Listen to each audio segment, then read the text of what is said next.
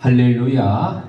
네, 오늘 이렇게 귀하고 거룩한 날 주님 전에 오신 여러분들을 주님의 이름으로 환영하고 축복합니다. 자, 옆에 계신 교우들과 인사합시다. 반갑습니다.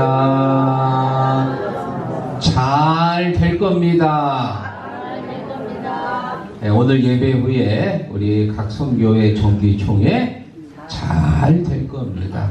또 회의 후에 식사하시고 특별 선교 활동도 잘 될 겁니다.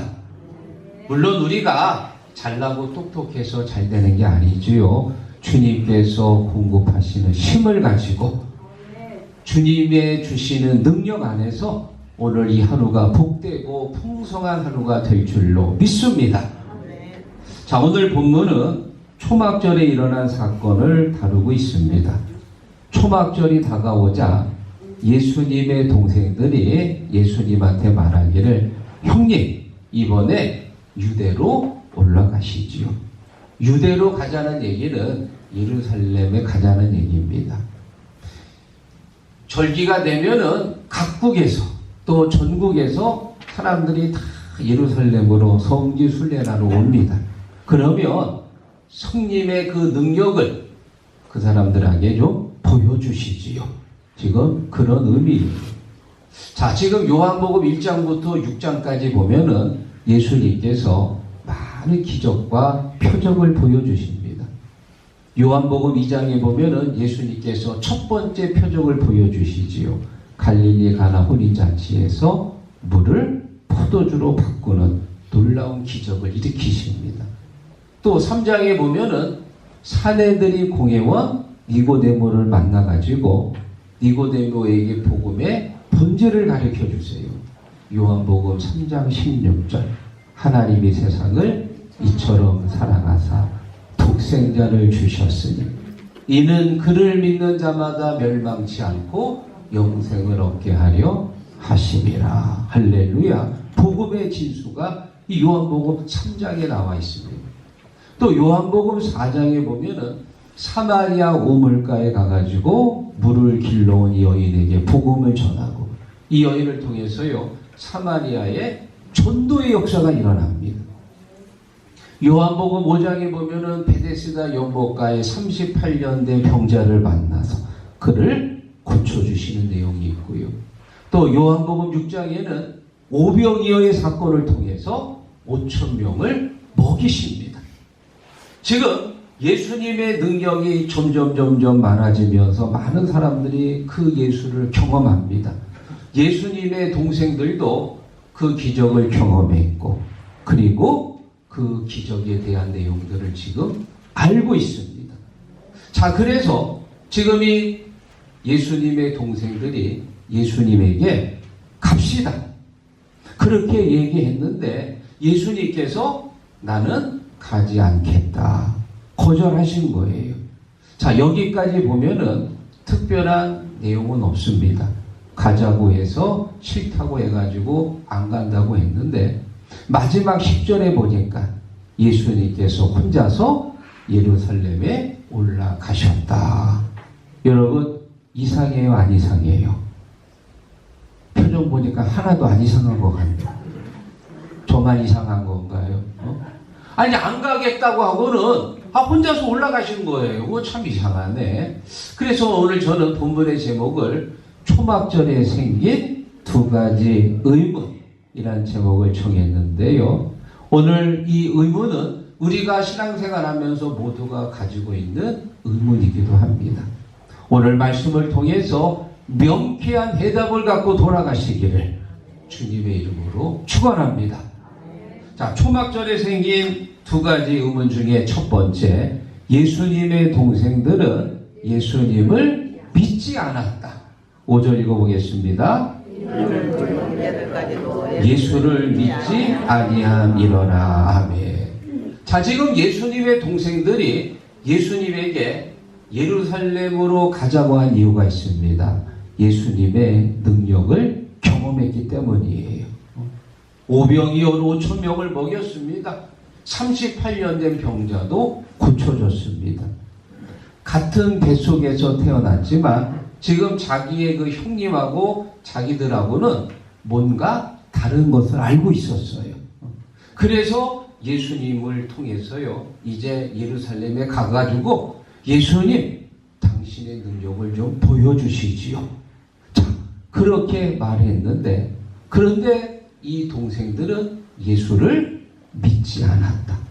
믿지 않았다는 얘기는 예수가 우리의 영혼을 구원할 구세주이심을 믿지 않았다는 거예요.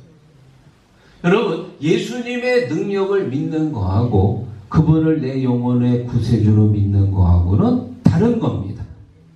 야고보서 2장 19절에 이런 말이 있습니다. 내가 하나님은 한 분이신 줄을 아느냐? 잘하는도다. 떠느니라. 귀신들도 하나님이 살아계심을 압니다. 그리고 그분의 능력을 믿고 있습니다. 그래서 성경에 보면은 귀신 들린 사람이 예수님을 보면은 마치 도둑이 재발절이듯 꼼짝을 못해요. 멀리서 예수를 보기만 해도요, 달려와가지고, 언제 예수님이 뭐 오라고 그랬나요? 자기가 그냥 달려오는 거예요. 그리고 말하기를, 하나님의 아들 예수여, 왜 저를 괴롭게 하시나이까?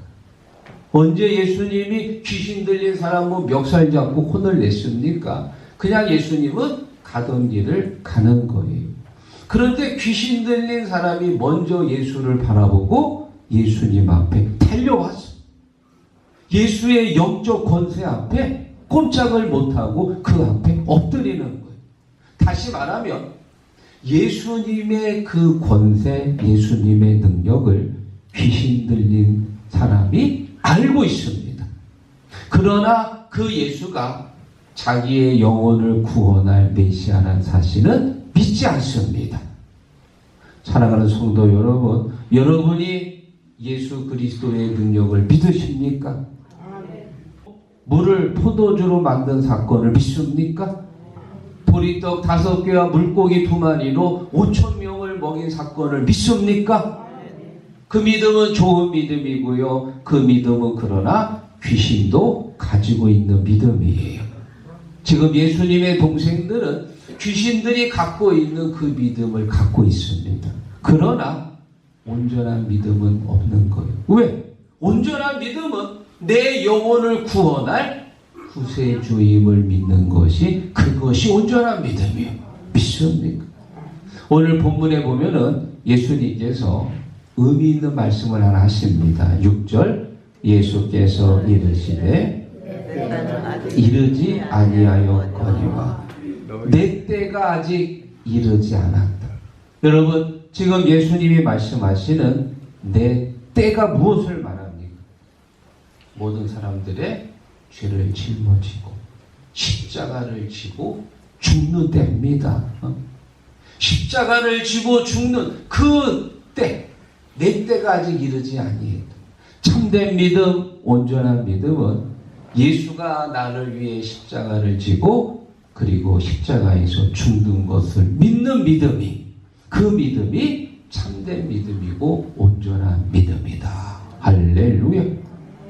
예수 믿지 않는 사람들은 교회에 나오면 우리 하나님께서 복을 주시고 건강을 책임져 주시고 하는 일이 잘 되게 하시고 자녀들도 잘 크게 하시고 마치 예수가 만병통치약이 되는 것처럼 생각을 합니다. 틀린 건 아닙니다. 이런 믿음은 좋은 믿음입니다. 그러나 온전한 믿음은 아닙니다. 주님이 말씀하시는 온전한 믿음이 뭐냐? 내 십자가를 지고 그리고 예수처럼 십자가 언덕을 올라가서 마지막에는 십자가에서 나를 죽이는 거예요. 누가복음 9장 23절에 말씀하십니다. 누구든지 나를 따라오려거든 자기를 부인하고 제 십자가를 지고 나를 쫓을 것이니라. 예수 십자가 지고 예수님처럼 그 십자가를 지고 골고다 언덕에 올라가서 그리고 죽는 것, 나를 희생하는 것, 그것이 참된 믿음인 거예요. 참 기쁜 마음으로 십자가 십자가 지고 가라. 내가 기쁘게 십자가 지고 가며 슬픈 마음이 위로받네. 믿습니까? 누가복음 24장에 보면은 두 명의 제자가 엠마오로 내려가는 장면이 나옵니다. 이 두 명의 제자들은 예수님의 12제자는 아니었지만 열심히 그래도 예수님을 따라다녔던 그런 사람들이었어요. 그런데 그렇게 믿었던 예수가 로마 군인들에게 잡혀가지고 쉼없이 매맞고 십자가를 끌고 지고 그리고 올라가서 죽는 모습을 보고는 그만 절망에 빠져가지고 이제 끝났어? 예수 죽었어? 하고는 모든 희망을 버리고 엠마오로 지금 내려가는 길이었습니다. 그때 누가 나타나셨어요? 예수님. 부활하신 예수님이 제자들에게 나타나셨어요. 그런데 이 제자들은 예수를 봤는데도 예수인지를 몰랐습니다. 왜? 지금 그들의 마음속에 죽은 예수가 있었거든. 예수가 처참하게 죽은 걸 봤기 때문에 아마 부활하신 예수님을 봤을 때 그런 생각을 했을 거예요. 야, 참 우리 예수님하고 정말 붕어빵이다. 어쩜 이렇게 똑같이 닮았지? 그러나 그분이 부활하신 예수님이라고는 생각하지 못했어요. 왜? 그들의 마음속에는 죽은 예수가 있었어요. 그들의 눈에 영적인 가리개가 씌워졌거든요. 예수님께서 그들의 그 가려진 영적인 눈을 어떻게 뜨셨냐? 누가복음 24장 27절 읽어봅니다. 이에 모세와 모든 선지자의 글로 시작하여 모든 성경에서가 자기에 관한 것을 자세히 하시니라 하며 자기에게 관한 것. 자기에게 관한 것이 무엇입니까? 바로 고난의 메시아입니다. 십자가를 지고 모든 인류의 죄를 대신해서 매를 맞고 피를 흘리고 그리고 결국 십자가에서 죽는 것. 이것을 지금 이 두 명의 제자들에게 가르쳐 준 거예요.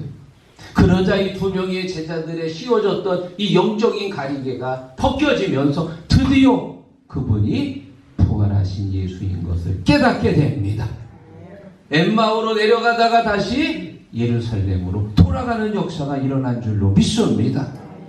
지금 이 두 명의 제자들은 지난 3년 동안 누구를 바라봤냐? 영광의 예수님만 바라본 거예요.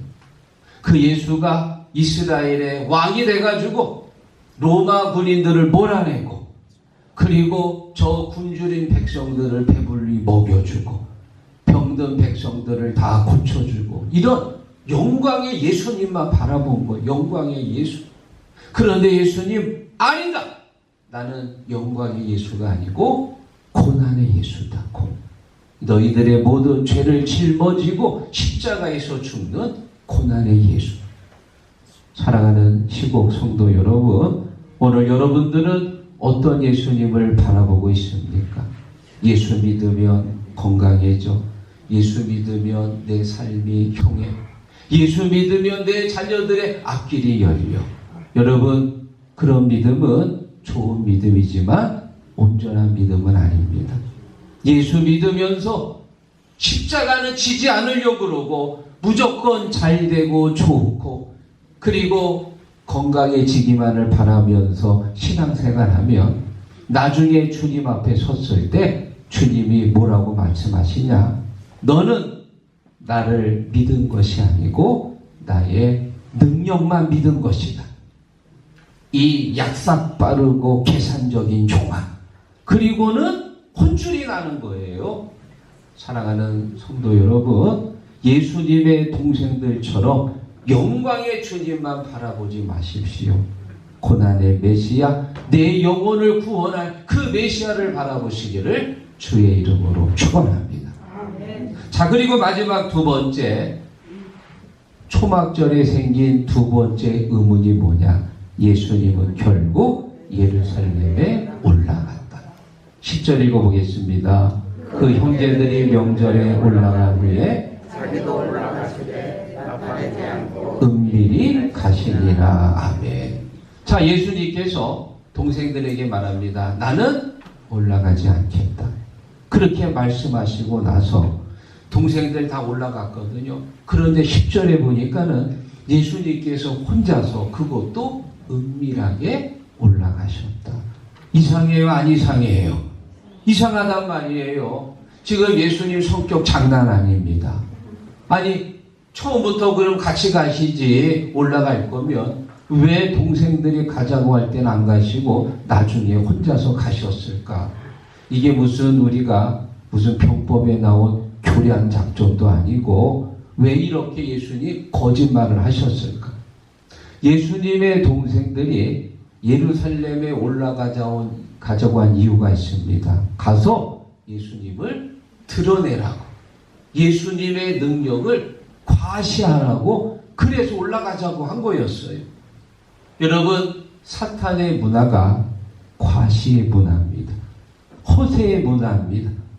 자기에 있는 것을 드러내려고 하고 과장시키는 문화가 바로 사탄이 주는 문화입니다. 여러분, 주의를 한번 돌려보십시오. 사람들이 작은 차를 주로 선호해요? 큰 중형차를 탑니까? 중형차 좋아해요. 중형. 왜? 좀 과시하고 싶어요. 소형차 몰고 들어오면은 사람들이 무시하니까, 그래가지고 사람들이요 중형차를 선호합니다. 물론 필요에 의해서 타는 분도 계시겠지만 많은 경우 사람들에게 무시당하지 않으려고 나 그래도 이 정도 차 내가 몰고 있거든, 그리고는 과시하고 싶어가지고 점점 큰 차를 선호하게 됩니다. 여성들이 좋아하는 게 있지요. 명품백 좋아해. 명품. 여러분, 왜 그 목돈 모아가지고 그 비싼 수백만 원짜리 그 명품 가방 왜 그거 자꾸 매려고 그래요? 과시하려고. 좀 있어 보이려고. 나도 이 정도 하고 있거든? 하고 이거 과시하려고 이거 사는 거예요. 그 무리해서라도. 명품백을 사람들이 선호하다 보니까 또 동달아서 짝퉁도 많아지는 거예요. 여러분, 명품백하고 모조품 구분하는 방법 아시지요? 비가 오면 압니다. 비가 막 오잖아요. 그러면 가방으로 머리를 막아. 비 맞지 않으려고. 그런 건 전부 다 짝퉁일 확률이 많아. 그런데 비가 오는데 온몸으로 가방을 막아. 온몸으로. 왜? 가방 젖으면 안 되니까. 그 비싼 거 젖으면 안 되잖아요. 그래가지고 내 몸과 옷은 젖을지라도 가방은 내가 살려야 돼. 꽉 품는 사람은 그거 명품일 확률이 많아. 혹시 여러분 비 오면은요 몸으로 막으십시오. 아셨죠? 네? 머리 나 저는 아니더라도 이거 막아야 된다니까는. 그럼 사람들이 보기에 야 저거 명품인가 보다. 우리 교회는요 명품인지 아닌지 구분하는 방법이 있어. 어떻게 구분하느냐? 우리가 점심 먹으러 갈 때 가방을 여기에다가 두고 가는 사람은 그냥 보통 가방일 확률이 많아. 그런데 밥 먹으러 갈 때 가방을 탁 끼고 가. 야 저거 비싼 거 같은데. 응? 화장실 갈 때 가방을 탁 끼고 가는 거예요. 야 저거 비싼가 보다. 여러분, 가방만 명품이 되면 안 되고요. 내가 명품 인생이 돼야 돼. 믿습니까? 하나님께서 귀하게 여기시는, 귀한 건 내 품에 안기듯이요, 하나님께서 여러분의 삶을 존귀하게 여기는 명품 자녀, 명품 신앙이 되기를 주의 이름으로 축원합니다. 우리 시곡동 요 당진 종합병원 사거리에 가면은 커피 전문점 하나 있지요. 스타벅스가 있습니다.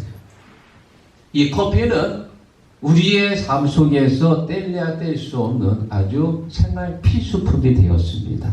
많이 마시는데요. 제가 한번 그래서 검색해 봤어요. 우리나라 사람들이 얼마나 커피를 좋아하는지. 세계적으로 가장 많이 커피를 마시는 사람들이 핀란드 사람이라고 합니다. 대부분 유럽 사람들이 커피를 많이 마시고 우리나라는 세계적으로 10위권이 되더라고. 그런데 카페는 제일 많대. 카페는 제일 많대, 세계적으로. 그래, 세계에 많은 커피 브랜드가 한 수천 가지가 있는데 그 중에서 최고의 1등이 어딜까요?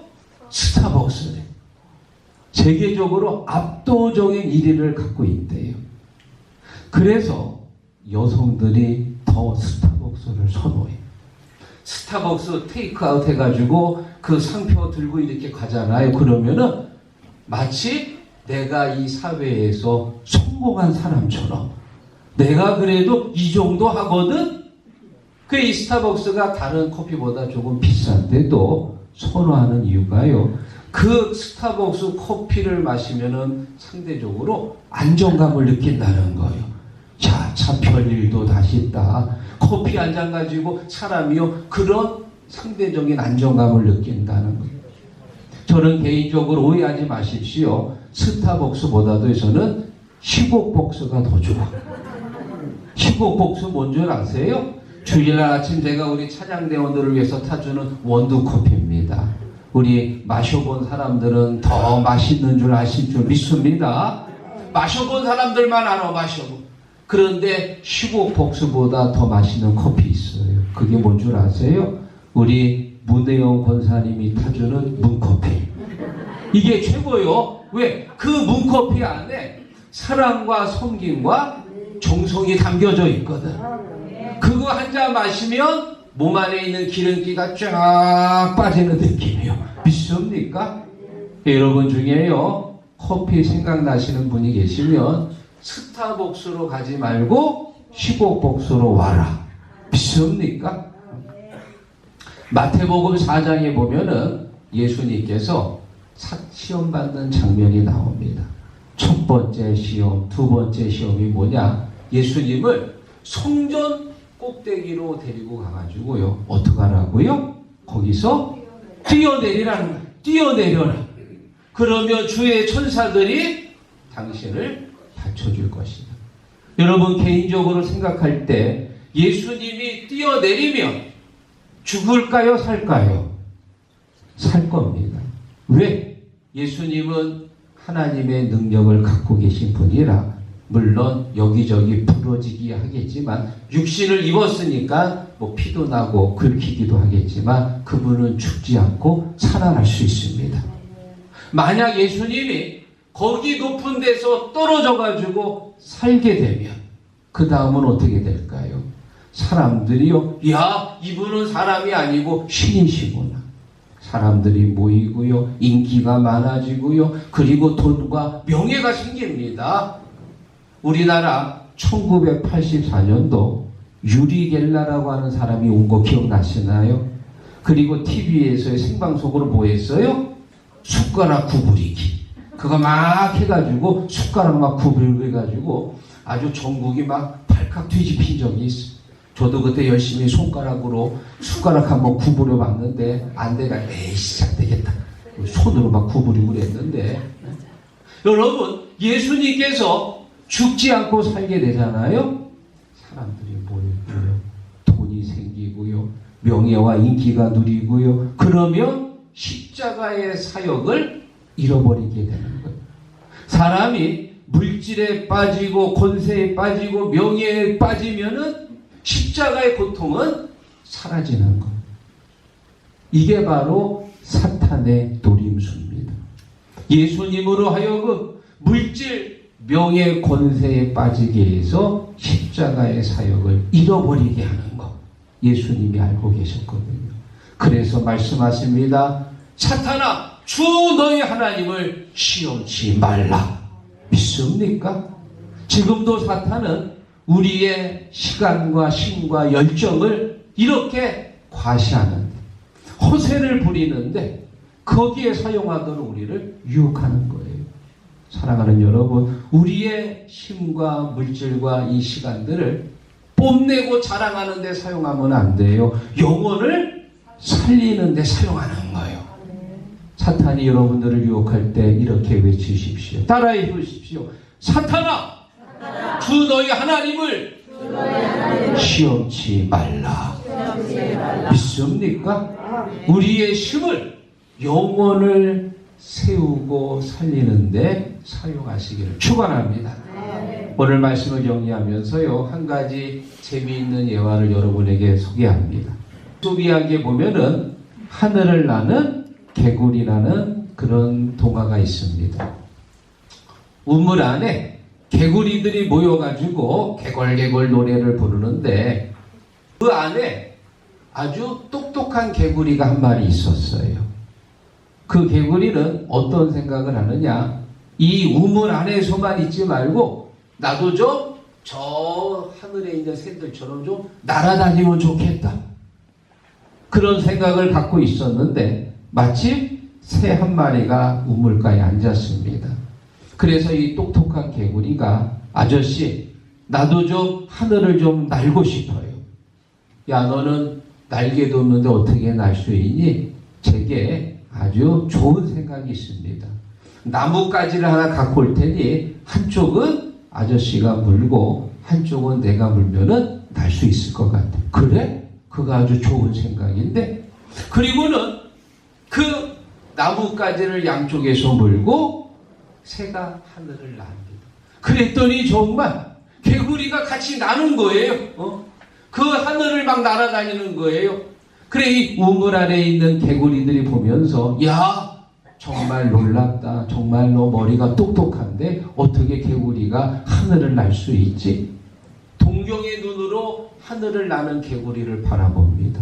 그리고 그 중에 한 개구리가 묻습니다. 그렇게 기발한 생각을 누가 했어? 그러자 이 하늘을 나는 개구리가 자랑하고 싶어가지고, 아, 그거야 당연히 내가 했지 하고 말하는 순간 어떻게 됐어요? 떨어져가지고 가시오. 자랑하려고 하다가 쓰러져가지고 죽은 거예요. 그래서 여러분, 성경에서 말합니다. 여호와께서 이와 같이 말씀하시되 지혜로운 자는 그의 지혜를 자랑하지 말라.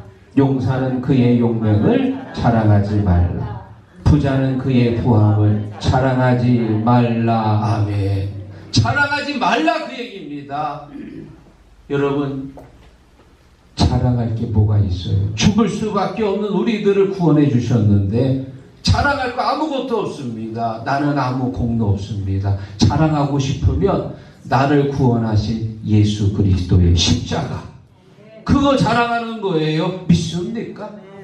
사랑하는 성도 여러분, 예수님께서는 가지 않겠다고 하고는, 그런데 예루살렘에 가셨어. 그것도 혼자서 은밀히.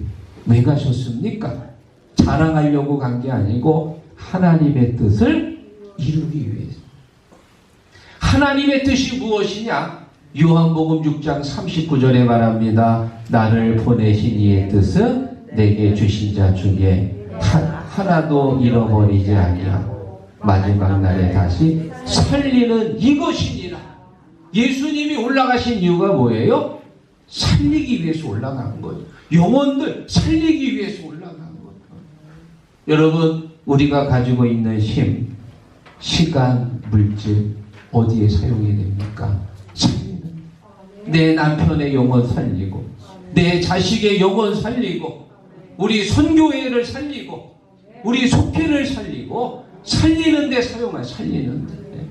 주님 앞에 섰을 때 네가 많은 영혼들을 살렸노라 칭찬받는 그런 하나님의 자녀 되시기를 주의 이름으로 축원합니다.